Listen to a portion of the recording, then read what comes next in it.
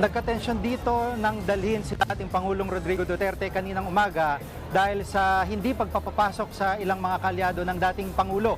At live mula dito sa Villamor, nasa frontline ng balitang yan si Gio Robles. Gio, mula sa area mo, kumusta ang sitwasyon?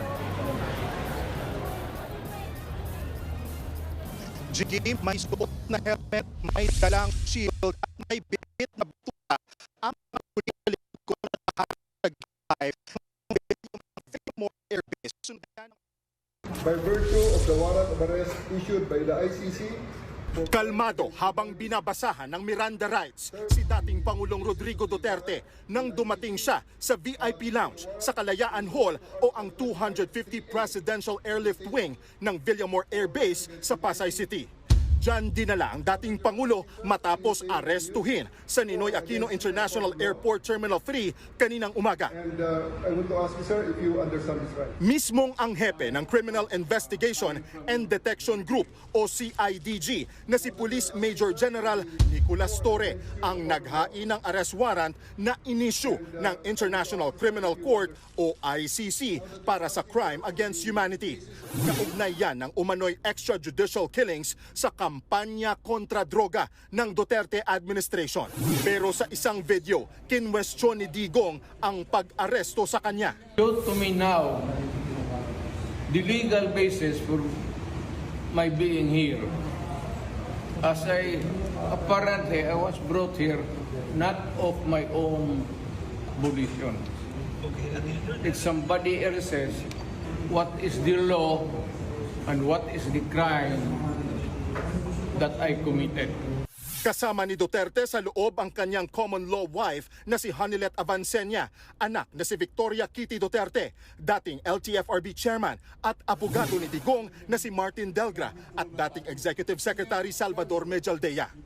Sinubukang sumunod ng ibang kaalyado ng dating Pangulo, kabilang si dating Presidential Aide Senator Bongo na may dala-dala pang pagkain.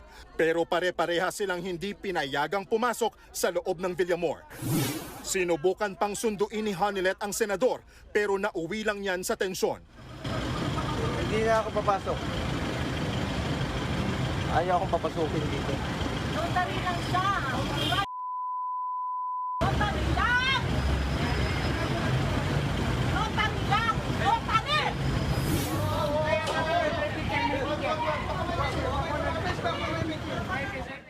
Dito na nagpumilit pumasok si Hanilet at nakipagbalyahan sa mga nakabantay na sundalo.